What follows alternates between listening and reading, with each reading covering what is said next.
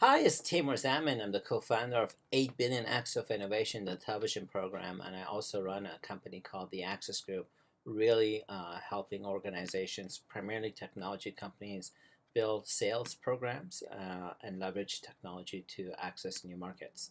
One of the common questions I'm constantly getting is to talk about my experience and provide some insights on how to build the right effective channel partner reseller kind of a program. How do you design it and make it happen correctly? A little bit about resellers. When you're out there looking for resellers or so-called channel partners for your organization, multiple benefits for your organization. One is that it's a fast way, like a fast way to efficiently, cost effectively boost your sales without you going hiring really expensive sales reps. Um, uh, I really believe in a channel reseller program kind of thing. Um, I find a lot of organizations may not have a lot of budget to hire experienced sales reps. I think channel partners is perfect for that because then somebody else has hired that expensive sales rep, and I'm leveraging their network, their relationships like that. It's a fantastic way to quickly expand your business into new territories, new markets. It's a fantastic way to build a brand without impacting your marketing dollars at all.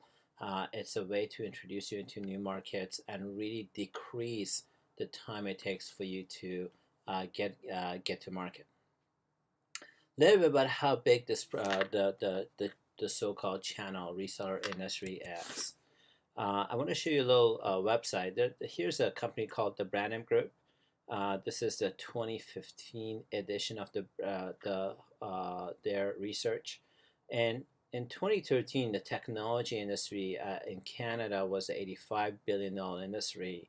In 2014, it became a 90.9, or say $91 billion industry. And if I just go into the ICTC companies as an example, and just look at the number of companies and look at how big these organizations are. If you had a technology company, just look at all these amazing companies that you can connect to, partner with, for them to become a reseller of your products and services. Again, this is like, once you get into 12 of them, 8 of them, I do this day in, day out, like that. Um, it really instantly helps your organization get access to customers that I think we are to dream for. Like just a dream for customer list.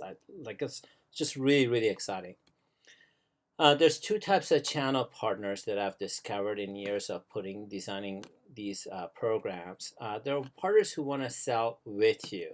So here's an example. Let's say you've got a fancy artificial intelligence technology, complements IBM Watson technology, and so when IBM is setting up appointments with their customers, you will go with the IBM sales rep to appointment that they have set up for you. So that's called a partner sells with you. The next program is when a customer sells for you. So imagine you bought a computer from Dell, and in it there's an Intel chip. The Intel rep wasn't there, kind of trying to sell you on why you should buy a computer from Dell. They kind of did their sales pitch to Dell, and now with every Dell computer comes an Intel chip. So there's two kind of partner programs. One is when the partner sells with you, and the other one is when the partner sells for you. The one frequently asked question that I'm constantly getting is, what are the major sectors? How to go after when you want to design a channel program? The most common ones are independent consultants. What I love about independent consultants is they already have established relationships with their customers. They probably know 5 different projects that between the companies that they're working on. That can, maybe 2 of the 5 or 5 of the 5 are ones that they can plug your products and services in. Value-added resellers, managed service providers, system integrators, sometimes original manufacturers, independent software vendors, distributors, or some fantastic, channel partners, for especially for artificial intelligence, but just generally speaking, any professional services or technology companies. I think having a channel partner program targeting these sectors as your channel partner makes a lot of sense. The one question I get is, Taimour, if channel partners work financially so well and they're just a no-brainer, why isn't everybody successful at it? Because I think a lot of people dabble in the space. I'm just not sure if everybody who dabbles is successful at it. So here are the most frequently things that I see. One is that you didn't commit enough time and attention. Typically, building a channel reseller program on average takes about 14 to 16 months to do a proper, well-established channel program. The second one is your product or service that you were offering, the channel simply doesn't understand it. Either the communication was missing or the product was just too complicated to get like that. If you're trying to sell your services or your product, your artificial intelligence technology through a channel partner, you want to make sure it's a product that's very simple to get, kind of thing. The internal sales process you have or the company has sometimes is not simple to understand. It's not easy to replicate. And the minute that the channel partner comes to you, if you don't have a simple to do, simple to get sales process, it gets in the way of it becoming scalable or even workable. Many times, this sounds funny, companies just jump the go button too soon, and they get the channel partners on board, but they don't have a product ready that's for that market, kind of thing. The other thing you want to do is really understand that a lot of channel partners, you need to understand them. You need to understand their business pain points. You need to know, you really need to know that a lot of them are different. They have different onboarding requirements or different support requirements, and kind of understanding their unique requirements is really key. One reason why a lot of companies who go after channel programs fail is because they didn't think through an onboarding program and a support program. The best I've seen is some executives who maybe calls 10 of their friends from another company that they've worked with, kind of brings them on board as a channel partner, and then the company is just kind of stagnant. That they're not kind of growing, they're not scaling. They just have like 5 companies that every once so often gives them an opportunity. Didn't take the time to make sure the business model makes sense for both parties, both for you and the channel partner. That's something that's really important to kind of nail down. Sometimes and oftentimes you start a program, but you stop improving on it. And that's another reason why partnerships, channel programs don't work effectively. And in a lot of cases is that you don't even have a laser target program for the right channel partner. Kind of talking to everybody about your technology is fantastic, but not everybody is your customer, and certainly not everybody is your channel partner. So knowing who the right channel partner is and what your story is really, really, really important. So if you decide to get started with going after resellers or channel programmers, here's some things you want to think about. First, you have to have nailed down a company strategy. If you haven't nailed down your company strategy, your go-to-market plan, it's hard to, it's kind of bring the cart before you bring the horse, kind of thing. So you really want to make sure you've got the company plan ready to go. The next thing is you want to think through about your identified goals, where are the gaps between your organization, and if you're going to bring a partner on board, how is it they're going to complement you? Are they going to provide a reach that you don't have in a specific market, in a specific geography, in a specific industry?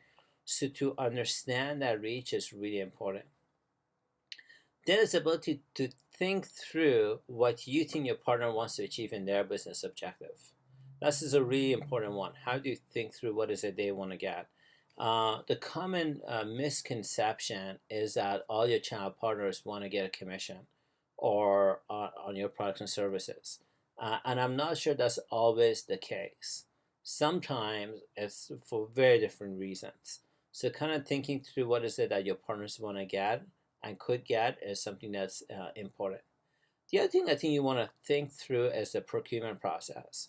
I know the larger organizations, their procurement process in buying your products or services is huge, and that impacts your cost of sale.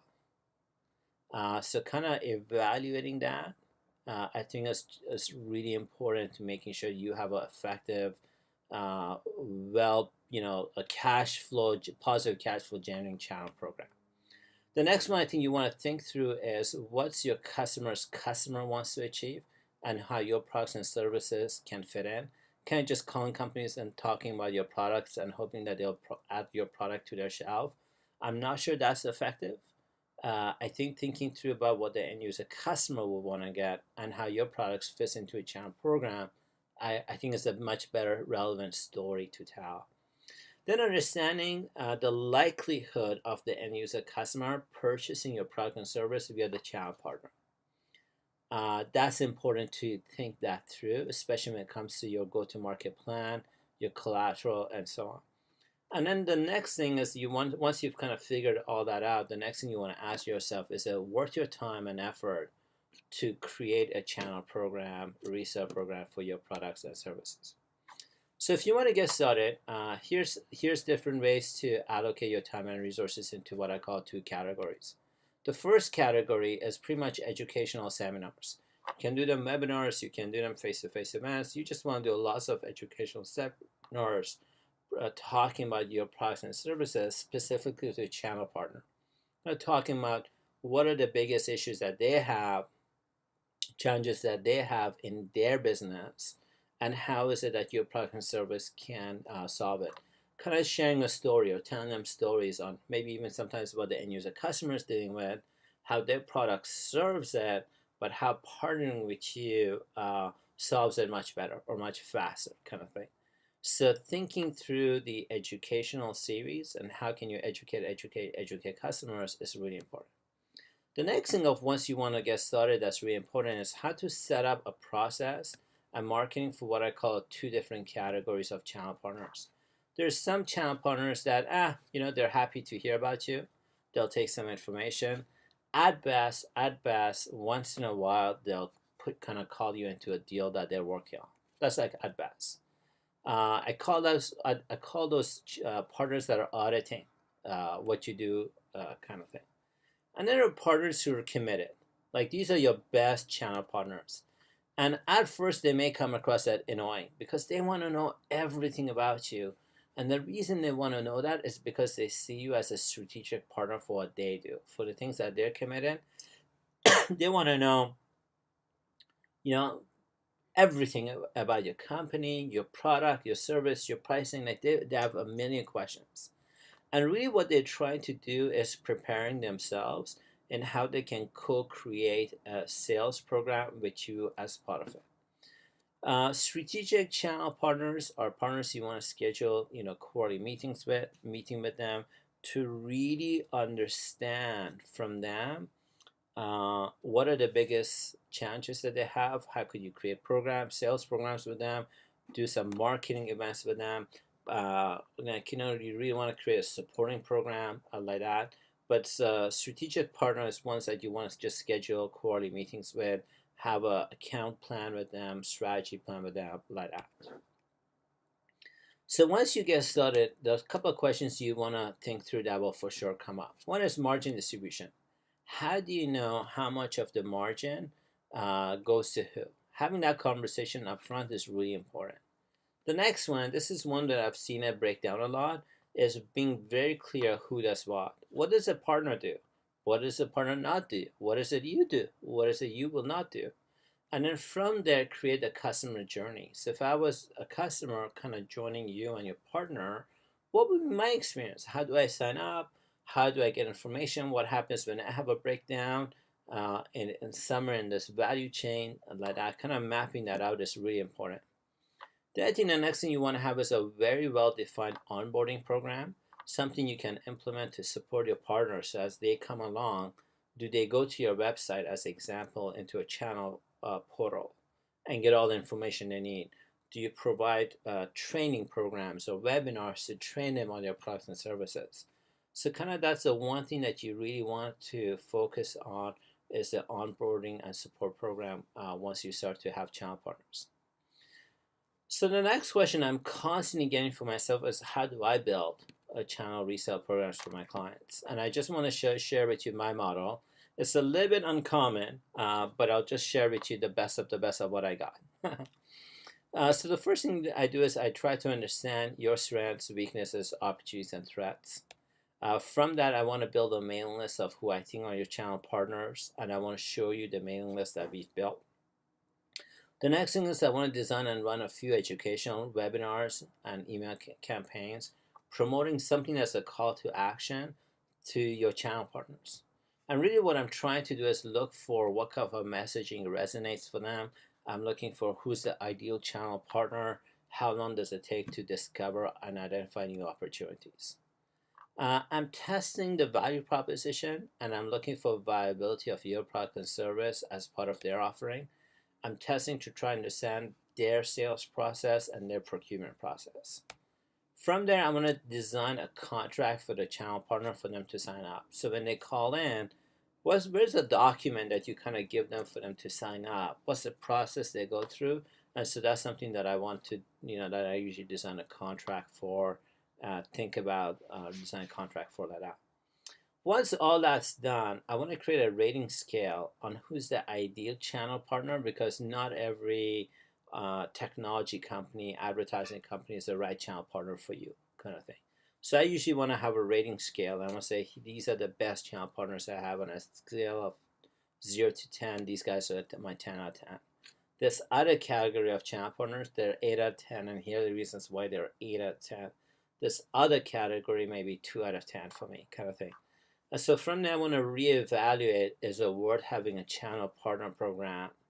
And if it is, who are the right channel partners? If it makes sense, then and only then will I invest the time to create a partner portal. I'll create onboarding programs. That's when I actually think about the onboarding programs, support programs.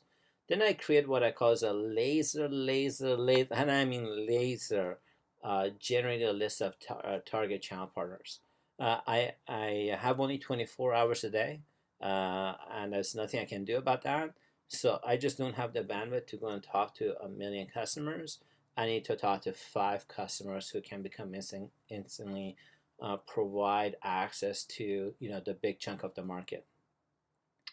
Once that's done, I'm going to create a system so that we're constantly adding new channel partners into the funnel. Create a system to constantly add new channel partners, and I mean the right channel partners into the funnel system, and I think that's really important. Then I'm going to create a sign-up process for the channel partner. Where do they sign up? Where do they go once they sign up? What's their onboarding experience? Kind of like the sign-up process is really, really, really important in how you set them up. Part of the setup is to actually talk to them about breakdowns, because a business that's growing, yours, and another business that's growing, usually theirs, combined with a business on the customer side who's changing, generally speaking, causes somewhere in there, there's got to be a friction. So the setup and the onboarding is really important for the relationship and how the future of that relationship is going to go. If you miss the setup, the channel program is literally guaranteed to die. Something is disrupted somewhere. I want to talk about how executives in my client companies will change, because that's just part of life. How executives in their customer base will change, how their business partners could change, and what does that mean to the value that we're trying to create. So having that conversation initially is really important for the entire relationship to grow, and also for the relationship to be profitable. I've seen Fortune 500 companies getting customers, other Fortune 500 customers as their clients, and they didn't do the setup well. And then throughout the relationship is that one vendor who's constantly has a breakdown. And if you ask the customer what the breakdown is, they'll blame the customer. If you ask the customer, it's a vendor. So setup conversation is really key to have that in correctly. Then the next thing I usually do is create educational webinars, design events around lead generation. But lead generation means I'm trying to recruit channel partners. Oftentimes, to recruit channel partners, after actually recruit customers. So I find that sometimes when I have a few customers at my events, I use that as a honey to bring all the bees in. So all the channel partners come in because they want to meet these customers, and that's when I get a chance to pitch me or my client's business to these channel partners for them to take us on as their channel partners. The next thing that you want to do or think about, this is something I do, is I create educational webinars and events for the end user customer and how they can use my channel partners' products and services combined with mine. So creating some content for the end user customer and how they can use my products and services combined with my channel partners. That part is really important. Then every 90 days, I want to do provide a progress report. How many people came on our funnel, how many opportunities that got created, where are we with these opportunities that and those are things that's how I kind of create a channel partner program. My name is Taimour Zaman. Thank you so much for taking a moment of your time. If you have any questions, please feel free to reach out, and I'm happy to help you out if I can.